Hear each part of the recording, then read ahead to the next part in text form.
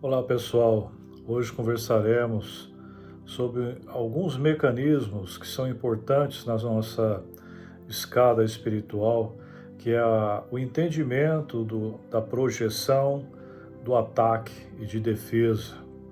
Ou seja, quando eu falo ataque e defesa, seria numa discussão que nós temos, uma discussão saudável até, mas aquela vontade de ter razão, aquela vontade de vencermos uma discussão.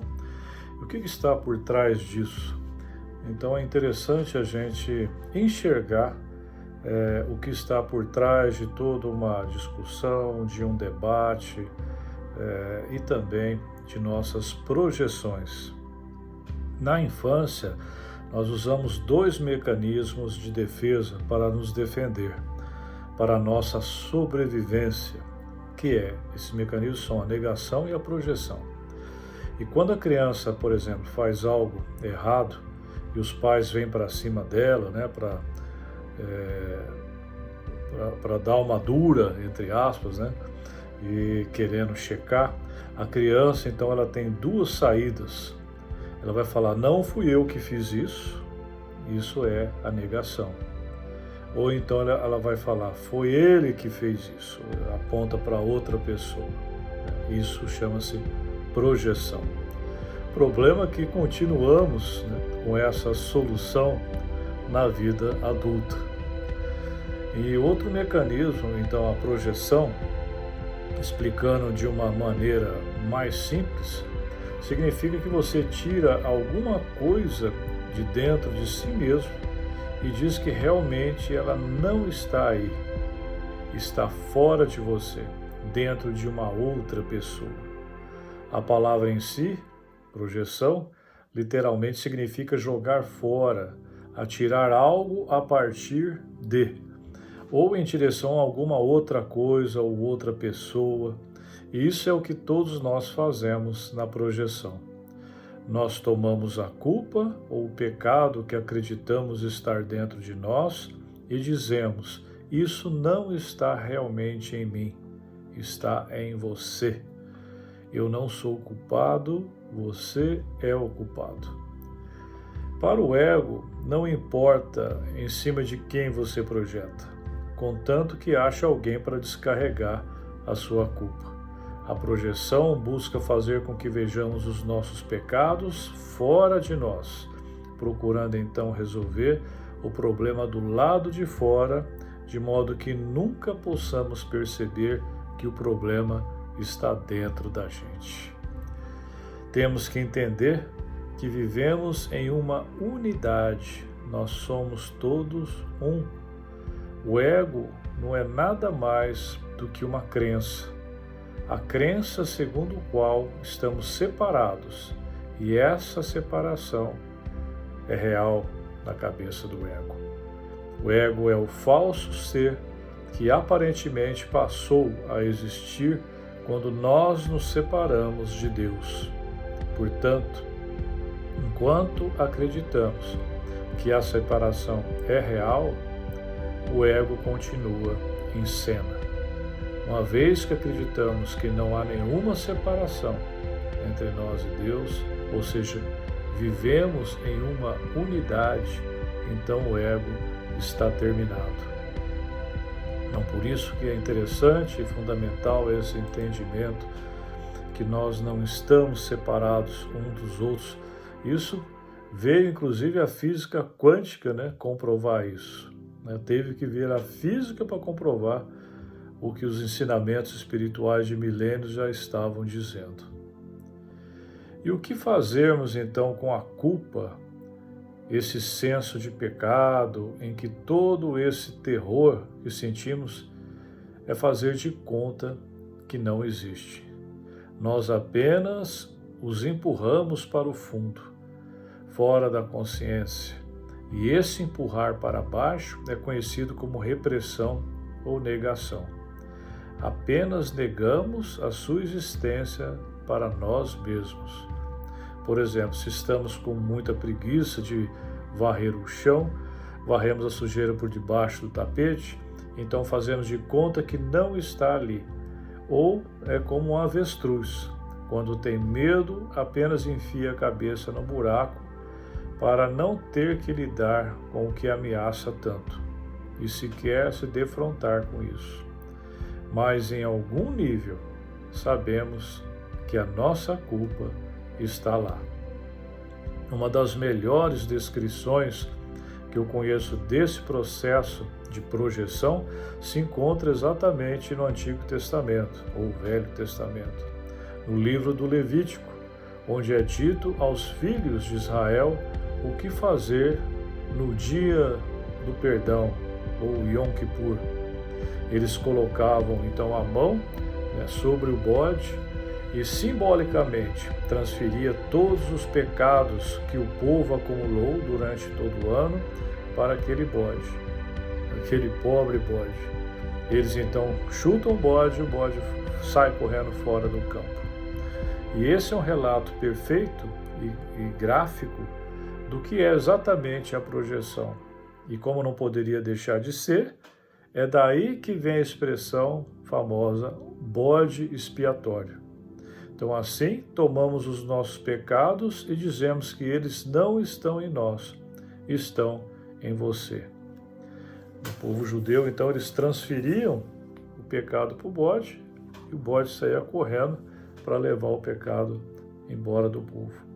Então é assim que fazemos quando nós transferimos e projetamos a nossa culpa em outro.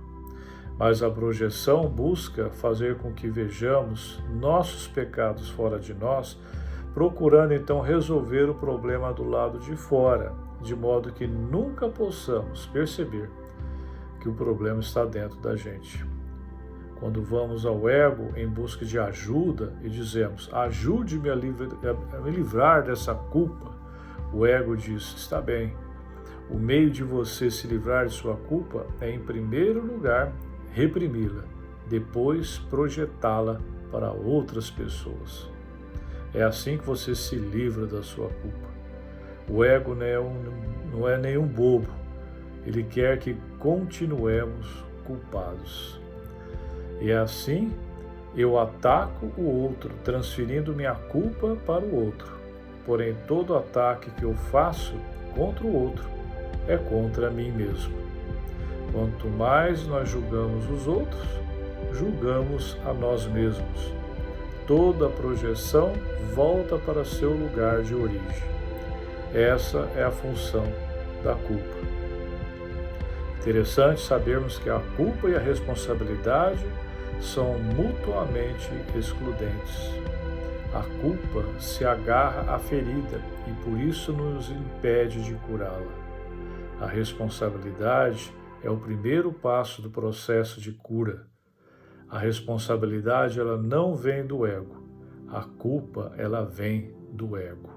A culpa mantém a separação entre nós e Deus, entre nós e os outros, e mantém a ferida aberta.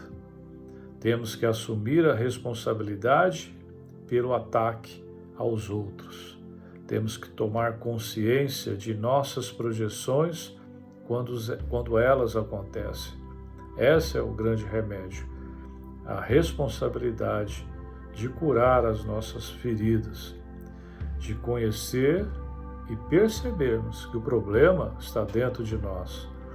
Quando observamos a causa de nossos ataques, enxergamos os nossos medos, os nossos julgamentos e sentimentos de inadequação profundamente enraizados, nós vemos o nosso profundo pedido de amor.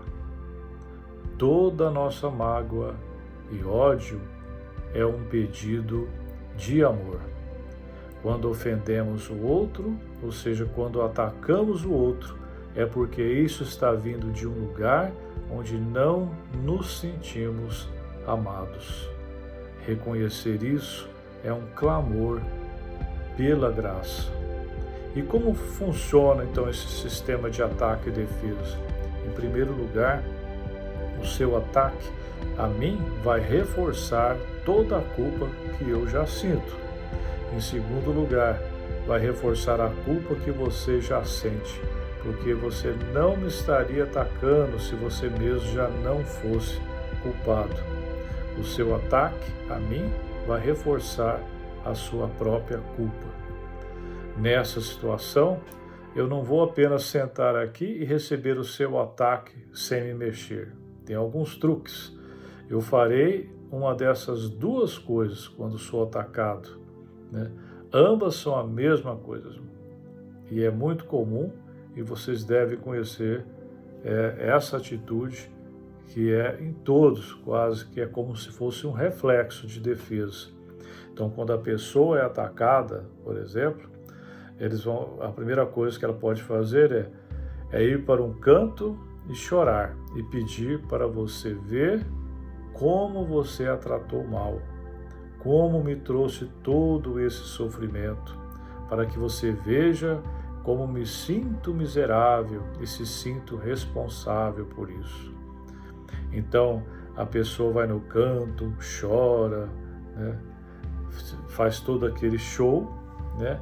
E aí a mensagem que ela está dando é: por causa da coisa terrível que você me fez ou que você me falou, eu estou agora sofrendo.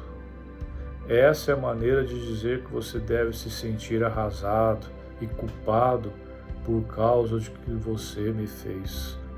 Olha só como o ser humano se defende e faz um teatro para poder voltar para você o sentimento de culpa.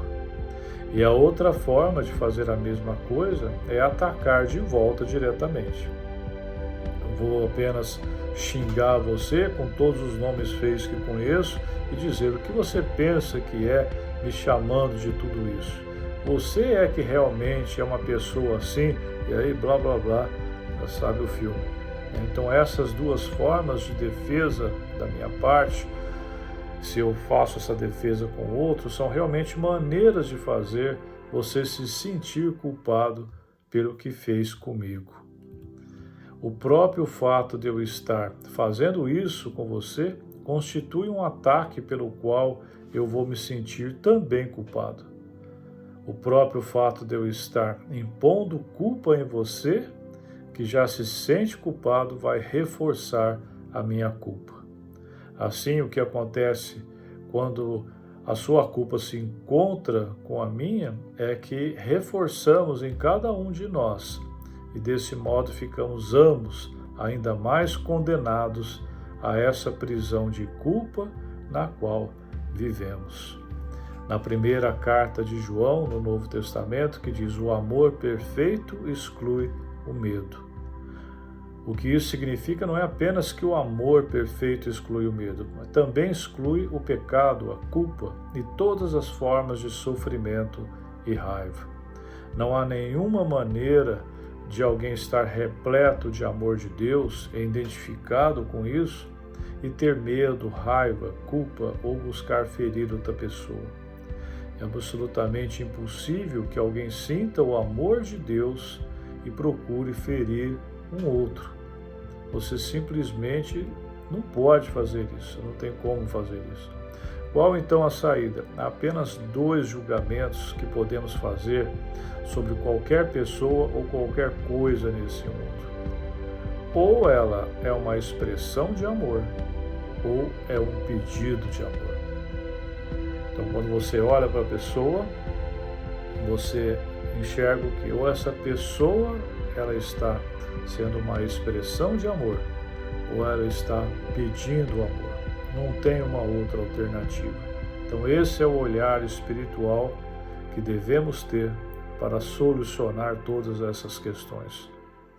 Não há uma outra alternativa possível nessa dimensão espiritual, o que faz com que viver nesse mundo seja muito simples, uma vez que você consegue enxergar isso e pensar assim: se alguém expressa amor a mim, como posso responder a não ser expressando um amor de volta?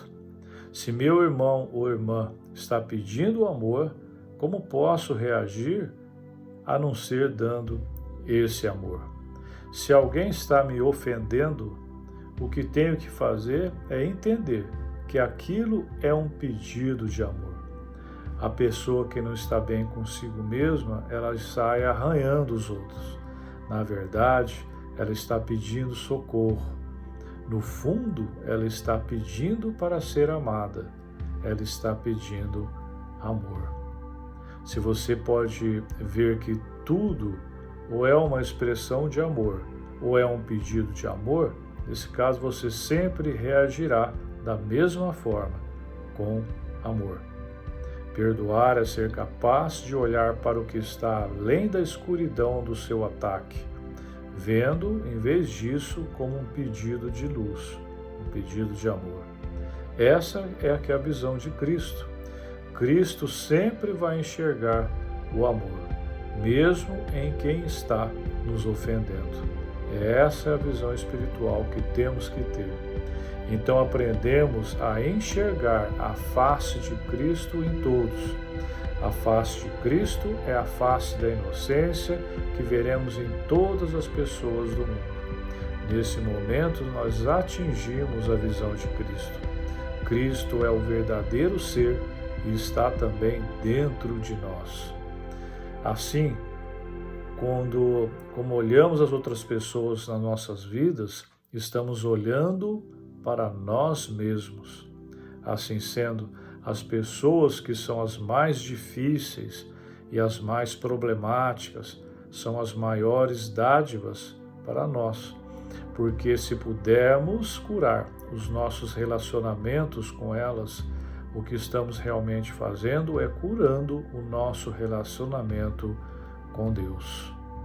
Resumindo novamente, só existem duas condições: aqueles que estão pedindo por amor, as pessoas que não estão nos atacando, nos ofendendo, gritando, tentando de alguma forma chamar a atenção. Essas pessoas, no fundo, elas estão pedindo amor, é um pedido de socorro. E aqueles que vão oferecer amor. Pense nisso, em que condição você está. E tente enxergar isso e vai ver como vai facilitar a sua administração com relação a todas essas discussões, conflitos, e vai aprender como entender a pessoa que está gritando, que está te ofendendo. E isso, em termos da nossa caminhada espiritual, é um passo fantástico, evolutivo.